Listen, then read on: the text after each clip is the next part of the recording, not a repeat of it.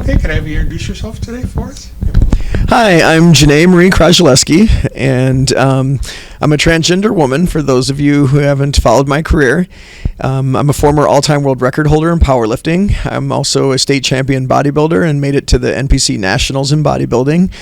Prior to that, I served in the U.S. Marine Corps and worked in presidential security under President Clinton. And I'm also a licensed pharmacist and own my own gym. Now, speaking of the gym, we're actually here at your gym. It's a great facility. How long has the gym been open now? We just opened in May of this year, so May 2021. So we've been open about 6 months. Okay, the equipment's very nice. I see a lot of elite FTS stuff.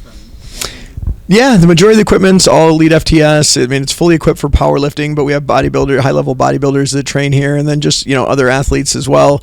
We have a lot of strongman equipment, but yeah, a full line of monolifts, competition benches, deadlift platforms, all the specialty bars. You could want like safety squat bars and power bars, specific squat bars, deadlift bars, all those kind of things. Multiple power racks. We've got dumbbells that go up to 200 pounds, kettlebells from 9 to 90. We have, sandbags and having a log made as well, and we've got some stones. We're going to add more tires, so like all kinds of fun stuff. We also have grappling mats. I compete in jiu-jitsu now, so we have like wrestling mats where we do jiu-jitsu a few nights a week. Also heavy bags, Muay Thai bags, stuff like that. So basically everything I'm interested in, I put in my gym. And there's not. I was just recently like 6 weeks ago in Kentucky, working with Evan Singleton. He's a world's strongest man competitor. And down there, a lot of the gyms were set up for strongman. He's like, wasn't it like this in Michigan? I'm like, not really. We don't have a lot of. So you're one of the only gyms I've seen that has like Atlas stones or anything like that. It seems to be very limited in Michigan. Yeah, it seems like gyms here seem to be more focused. Like they're either very bodybuilding or there's a lot of general fitness type gyms, and there's a couple very focused strongman gyms, but there's not a lot in. Just like CrossFit. Yeah, or CrossFit boxes, or there's a few powerlifting ones that with monolifts and stuff. But yeah, here it's just I tried to put together a gym, like I said, that all the things I wanted and hoped other people would like it too. And so far, everyone does seem to like it, and things are going really well, and it's been a lot of fun. And the other nice thing is I set up access with a phone app to where like you can come in anytime, day or night you want. So we're open 365 days a year, 24/7. We have members come in, train in the middle of the night and early in the morning. If you want to be in here on Christmas morning or New Year's Eve, you can do that too. So that's another nice feature. And because I was always that kind of person too. Like, I mean, I benched on the day of my wedding, so I was always wanted to have access and make sure my members have the same kind of access, can come in anytime they need to. And when I was younger in college, it would have been nice. I kept college hours to go to 1 a.m. Like working out, it's 1 a.m. Well, yeah. Nowhere in Saginaw, Michigan, you work. Oh no, never. So just recently, they finally have started going to that kind of stuff by us. Go ahead and take us through like your timeline, how stuff went. Last time we talked, you competed. I think I just filmed you for Flex Magazine actually. You'd done the Michigan State Championship. Yeah. And how everything progressed, and how when you decided from bodybuilding to transitioning, and then in your other life paths, like opening the gym, and then now with your martial arts background. So I competed in powerlifting for a long time. About over a decade professionally, and I was at the Arnold Expo every year with usually the Muscle Tech booth, and I was the all-time world record holder in the 220-pound class. My best lifts were 1,014 in the squat, 738 bench, and an 810 deadlift, and I held the all-time world record with a 2551 total, and I set that in 2009. And then after that, that's when I transitioned to bodybuilding, and then I won the Michigan State Championships in 2010, competed in them again in 2012, and at the NPC Nationals in 2013. And something that a lot of people didn't know at that time, I'd already been out to like my close family and friends, but people didn't know that I was transgender, and this is something I'd been struggling with since I was like 5 or 6 years old. And I just always, and people were like, well, if that's the case, then why did you get into lifting and join the Marines and all that kind of stuff? And the reality is, that's some stuff I always enjoyed. I was drawn to strength training. I've always been fascinated by it, and any kind of strength sports were and just athletics in general. I was always an athlete, loved to compete, and still do. And then the Marines was just a challenge that I wanted to face, and then serve my country and also get money for college. And so, but yeah, that was something I struggled with the whole time. But then, so after nationals like 2013, I'd actually been considering coming out, like completely out for a while. And the only reason I hadn't is because I had 3 sons, and I didn't want them to, face adversity because of who I am. So we didn't know like how their friends would react, their coaches, their teachers. So I was worried about that. So I was waiting until my youngest graduated from high school to come fully out. But then in 2015, I was outed by a YouTuber, and I was, like I said, I was already out to like my close family and friends, but not publicly, and I wasn't out to all my sponsors. I was out to some of them. But a lot of people in the fans didn't know, and we knew that it could potentially be kind of a big deal, but I didn't really realize like the scope of it. And so when I did get outed, I'll never forget, I was at work on a Monday morning, 11 a.m., and my phone just started blowing up. And at first it was all my friends being like, "You got outed, it's all over the internet." And then 30 minutes later, I'm getting calls from TMZ and Inside Edition and all these radio shows wanting interviews. And I just thought to myself, you know what? If my story's going to be told, I want to be the one to tell it. So I accepted all the interviews and just started, like for the next couple months, it was just a whirlwind of nonstop interviews and everything. And I was just very open and very honest about everything. And shortly after that, I was approached about doing documentary. And it actually started with the videographer had filmed me for Muscle Tech for one of the shoots for one of their ads.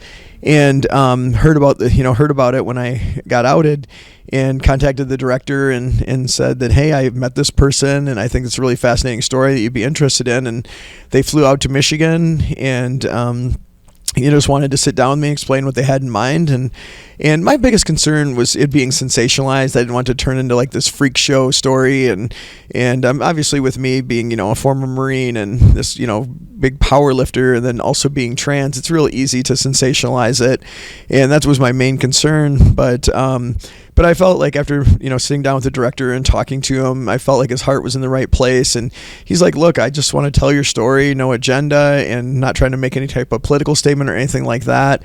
And fortunately, we filmed over a 2-year period, and I thought they did a really good job with it. And it was received really well in the film festivals and stuff. It actually won a bunch of awards, and it's still on Netflix now for anyone who wants to see it. The title's called Transformer, just like the robot movies minus the S. But I thought they did a really good job in just telling my story. They basically followed me and my boys around for 2 years and just filmed everything. Nothing was scripted.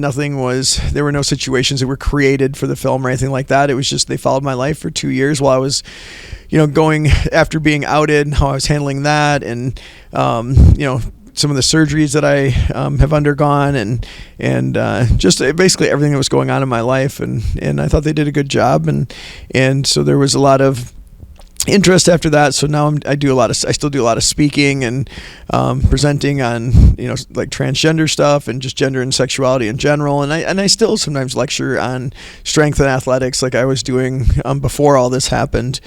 And so then there's no reason that one has to cancel out the other. Right, and that's you like strength sports, and it doesn't have to change who you are as a person. Exactly, and that's what people didn't understand. That one of the thing is what I struggled with that initially, because it was a question of, well, am I doing all these things that are considered masculine or macho stuff because I'm trying to compensate for who I really am? And there was kind of that question there, but I realized, no, these are just things I love doing. And I've met, a ton of great women in the strength world that are just as passionate about strength training as I am.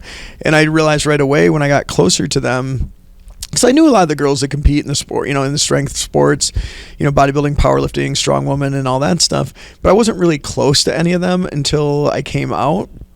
And so many of them reached out to me, and I became close friends with a lot of the girls, and some that I knew casually, we just became a lot closer. And I just realized, like, talking to them, it just all made so much more sense to me. And I realized, like, no, I'm just like they are. They're passionate about this stuff too, and struggle with the same things I do. And so it was really eye-opening and really good for me. And I realized, because initially, I thought, oh my gosh, well, if I'm going to transition, I have to drop tons of weight. I can't be big and muscular.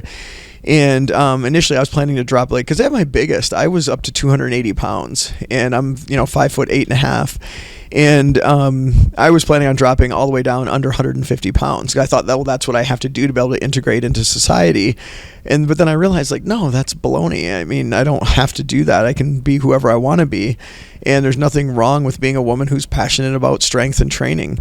And granted, I'm a lot smaller now. Like, currently I'm about 215 pounds, and I'm trying to trim down some. I'm competing in jiu-jitsu now, and I just want to work on being more athletic. And then just things like for long-term health and stuff, it's better to be a little smaller and slimmer. And so I'm planning to slowly work my way down to probably about 185 pounds, I think is my target weight. And I'm trying to do it in a very healthy way that's sustainable, and more lifestyle changes, not like a hardcore diet or anything like that. And but yeah, it's been an interesting ride, and things are going well. And fortunately, I've had a lot of support. I mean, and of course, there was the expected hate when I got outed, and there were a lot of fans that said nasty things. And I still, with the internet and social media, everybody knows how that is, and you can imagine the type of messages I received. And some of them actually, I take it all with a grain of salt, and if anybody doesn't have courage to say something to my face, I'm not going to get too worried about it. Use their real names. Yeah, it's some troll profile, and and like I said, I was surprised by how many people in the community, especially a lot of the big names in the community, reached out to me and were very supportive. But yeah, there's people said ridiculous things. There were people that messaged me to tell me that they had burned the posters that I had signed for them and stuff like that. I'm like, wow, that's some pretty impressive rejection. But whatever makes you feel good, I guess. But most of it, I was, being in the, in the spotlight a little bit with my success in powerlifting and all that. I was already used to online hate and people saying mean things that had never met you and knew nothing about you. So I'd already kind of gotten a dose of it, and that helped prepare me for all the backlash I received. But like I said, there was a lot more positive support than I was expecting, and especially from a lot of people within the strength community. So that was really nice. And I'm just me, and I'm very open about it. I'm very honest about everything, and I just try hard not to take offense or let things get to me. And if people do say mean things, if they want to have a conversation, I'm totally open and willing to do that. And but it's been a great opportunity, to speak with a lot of groups, and get involved in activism and help a lot of other people that were going through the same things I went through, and which is not an easy process, and it's really tough, and especially if you don't have a supportive family or friends. And for me, that's been kind of a mixed response. A lot of support from friends and other people, but family's been very mixed, and neither of my parents were thrilled about it when I came out to them, but it's still a lot better scenario than a lot of people have to deal with. So overall, I can't complain, and right now life is good. So. Well, and I don't see how, we were talking about this off camera, that just because someone is one affiliation doesn't mean you have to totally agree with everything. Or I'm conservative. I think what you do is great, and I'm glad for you, and glad you're happy and you're not hurting anyone. And this is what you do, and you were a Marine, you served your country, you did so much, and that's still, that's amazing. I don't see how people, because you do what you want to do and you're who you really want to be now, that's great. And I liked Matt, but I love Janae just as much. There's nothing wrong with that.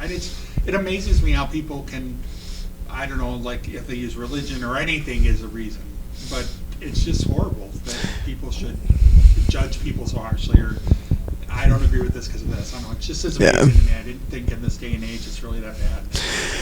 Yeah, I think there's a lot of assumptions. People make assumptions, and a lot of people, that react really negatively have never met a transgender person or don't know anybody. So it's they believe these stereotypes that they hear, that there's some type of sexual perversion, or they think we're mentally ill. And the reality is, I always tell people too, trans people are just like anyone else. Some of us are great, some of us are amazing, loving people and very accomplished or whatever, and some of us are mean jerks, some of us are terrible people, but it's a full range. And that's what, there's a stereotype too that, we're all these, promiscuous, that all the trans people are, drug addicted prostitutes and stuff like that. And so the reality is it runs from one range, one end of the spectrum to the other. I know trans people that are very successful CEOs that own one of my trans friends owns a large restaurant chain. Another one, doctors, lawyers. One of my close friends is an epidemiologist. I mean, it runs the whole gamut. And, so it's just, we're like everybody else. We just have issues with our gender. And, but yeah, I think it's easy to hide behind religion or other things. If there's something that makes you uncomfortable that you don't understand, it's easy to hide behind those things. And a lot of times too, it's just a lot of people I find the people that are the most vicious, it's one thing to be like, I don't understand, or I don't get this, or I don't agree with it. And it's another to be like, these people need to die. Like I had one person saying that they believe every trans people should be eradicated from the earth. We should all be rounded up and killed and stuff like that. And when you have that type of strong reaction, 99% of the time, it's either because they have similar feelings themselves that they can't deal with, or in a lot of cases with trans women, it's that they're attracted to you and that makes them really uncomfortable. And so they don't know how to deal with that. So that elicits these strong, very angry reactions. And you'd be shocked if I showed you like the DMs in my social media, especially right after I was outed, all the dick pics, all the sexual advances and all that kind of harassment and stuff. And primarily it's from all these men that identify as straight. And but it's all closet. They're sending you all these messages and stuff from fake profiles, and not always. I mean, sometimes I'm surprised. Like some will be married with kids, and they're sending you this sexually explicit stuff right from their normal profile. But most of it's fake troll profiles, and they would never want anyone in their lives to know that here they are messaging all these trans women and coming on to them. And then also the muscular thing too. You get a lot of fetish stuff with the being a muscular female that a lot of people are into, but it's just stuff nobody talks about. And those are the type of people that a lot of times can't deal with their feelings. Everything's very secretive, and then if there's anything that comes out about it or publicly, they're very they way overcompensate, and they're very angry and very anti-trans, but yet then they're hopping on Instagram 2 hours later and then messaging all these trans girls trying to meet up with them and have sex, and that kind of stuff just goes on all the time. Like, because I was curious. I remember when you told me, I was like, good for you. I think that's wonderful. But I didn't know anything about it. So, but you were very nice about it too. I think that's important too. Where some people, if you ask questions about it, they automatically think you're going negative or you're going to be insulting. And I was just curious. Like, I didn't know. I remember talking to you. I'm like, so do you like women? I remember you explained to me, no, this has nothing to do with sexual identity of who I'm attracted to. Right. Yeah, sexuality and identity are two different things. A lot of people don't understand that. They think, if you're a trans woman, it's because you want to sleep with men. And in some cases, trans girls do. In some cases, they don't. And in some cases, they may have dated women prior to transition and they want to date men afterwards. Or maybe they date both. It runs the full gamut. But sexuality and gender identity are two different things. And I've always been more attracted to women, and that's still the case. And I just think too, like, if you want people to understand and if you want acceptance to grow, like, how can you expect that if you're not willing to help educate people, if you're not willing to be open and honest? And I'm not saying everyone needs to get involved in activism and everyone needs to be as open as I am about their personal lives and stuff like that. I know for a lot of people it's really uncomfortable, where I don't mind. But you got to be willing to have those conversations if you want there to be change. And for me, it's like, it's all about intent. Unless someone's intentionally insulting me, I'm not going to take offense. Yeah. If someone's coming at you to be, maybe. Yeah. Not always. I mean, some people are kind of stealth about it. Like, they'll act like they're being friendly when really they're looking to make you look bad. But still, it's just, like I said, I mean, I've done so many interviews and stuff, and there's been times where the tables have tried to be turned on me, where I was on one radio show, and I didn't know this till afterwards, but the host had a very bad past with trans people. And, but I was able to keep the conversation focused on the, main points. And every time he'd try to do something like that and turn it, I was able to redirect it. And he actually was pretty decent to me. But if you come out and you're really aggressive and everything, a lot of times you're going to get aggressive responses. And if you're very defensive, it makes it hard to have a good open conversation. And for me, like I said, I'm not ashamed to to who I am. I'm very open about everything, and I understand that people are curious and want to know, and there's questions they're afraid to ask. And but yeah, it's more in my nature. I'm just open and don't mind. So anytime anybody has questions, I'm very willing to have those conversations. And I think that is one of the best ways to, educate people and change minds and affect the culture, is by being open and honest about everything. Yeah, and there's, it is society's social service, and I know there's a lot of IFBB pros who are gay who have. Oh yeah. And it's funny, people would maybe be able to judge you on this, but I know for a fact they don't want to, they haven't come out because of that. And to each their own. Right. No matter what you're doing, you're not hurting anyone. It's your life, and if it makes you happy, do it. If you're gay, lesbian, whatever you want to do, that's my philosophy on it. And and there's probably Republicans and conservatives who think that's horrible, or or maybe there's liberals who think that's not enough. But it's like whatever makes you happy. As long as my biggest thing is if you don't hurt anyone, right, make yourself happy. Yeah, why should anyone else care if you're doing something that doesn't harm anybody else? Why do people get upset about it? And it just amazes me. Now, we had talked about you're working on a book, right now? Yeah, I'm actually working on my autobiography, and for people who saw the documentary and wanted to learn more about my life, it's going to, go through all of that. I've written about half of it so far, and starts with my childhood. I knew by the time I was 5 or 6 years old. I didn't really know how to explain it. Back then that was pre-internet, and I'd never heard of another trans person. I didn't even know that was a thing, but I knew by the time I was 5 or 6 years old, I just had this feeling that I was supposed to be female, and I didn't understand it. And I was raised Catholic, and I had a lot of guilt, a lot of shame. I thought there was something wrong with me. Like, why do I feel this way? And it was just, and I was terrified. Like, I was terrified of anyone finding out how I felt. So I buried it deep down. I was super careful about how I acted, the things I did. I avoided anything that was feminine at all. And fortunately for me, I did have a natural inclination towards being an athlete in sports, and that was obviously a very normal thing for a boy to be in. So I was able to hide in the athletic world. I played sports year round and enjoyed that very much, and that's how I was able to hide everything. But there were a lot of things I didn't participate in or didn't do because it made me really uncomfortable. Like, I never went to prom. I never went to Christmas dances. I never went to homecoming, because the idea of having to wear a tux and play this male role made me extremely uncomfortable, just filled me with anxiety, and I just couldn't do it. And, I'm looking at all the girls and wondering what it's like to be them, and wanting to wear a prom dress and all that stuff. And I knew back then there was no way you could even, oh my gosh, if I would even tried to show up like that, I would have been in so much trouble. Probably would have got expelled from school. It just wasn't even an option. And I would have been fighting everybody, day in, day out. But I was just terrified that anyone would find out and what they'd think of me, and that I'd lose all my friends. And I didn't tell anyone until I was 23 years old. And first person I told was the woman I ended up marrying, and I told her when we were friends before we even started dating. And that was tough too, because initially she was supportive, and then a little while later she kind of freaked out about it. And so I just went back to suppressing everything for like another 10 years until I just couldn't do it any longer. And when I was in my early 30s, I just said, hey, look, this is something I have to deal with. It's tearing me apart. I can't live this life anymore. And we were having a lot of other troubles, and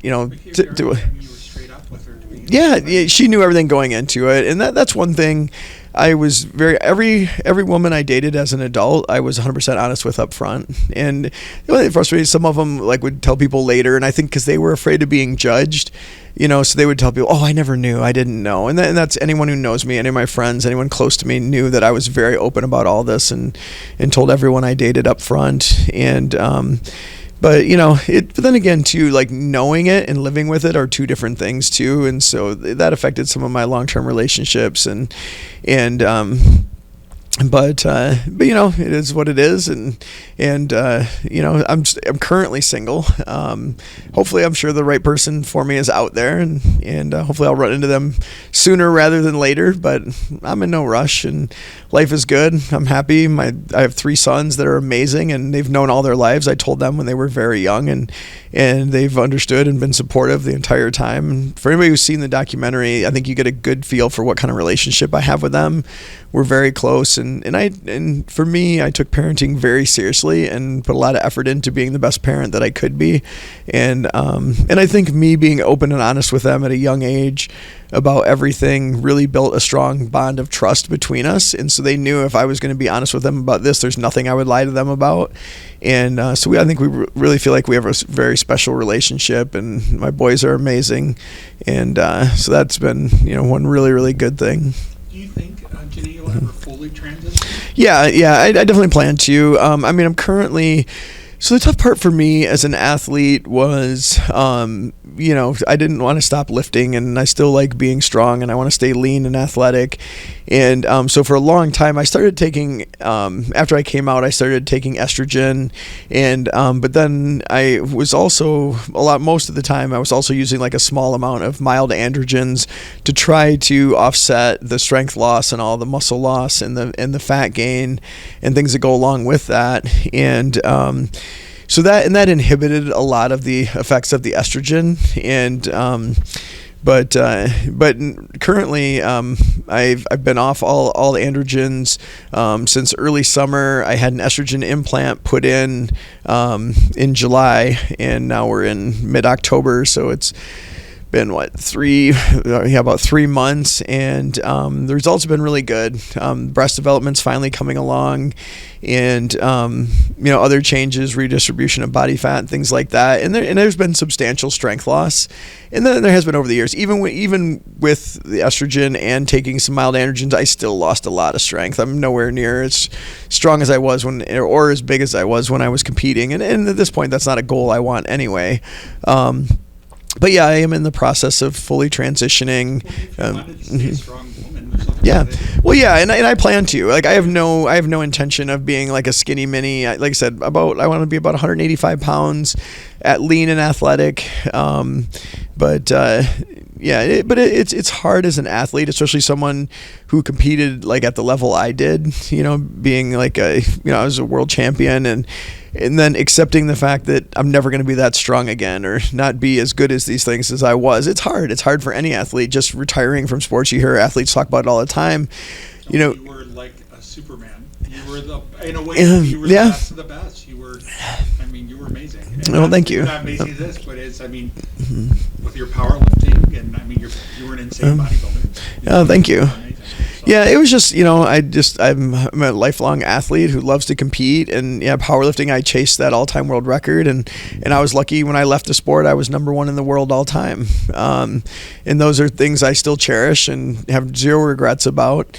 And, then going forward, I'm just trying to be the best athlete I can, but it's hard. Like, with the estrogen, my strength has taken such a hit, and it's more difficult to stay lean than it was, and things like that. But I'm happy with the changes, and as an athlete, it's hard to stomach sometimes. You go to do things, and you're like, oh my gosh, I used to warm up with this, and now I can't even do it, And like I said, a lot of athletes go through that, but no, life is good, and progressing with my transition.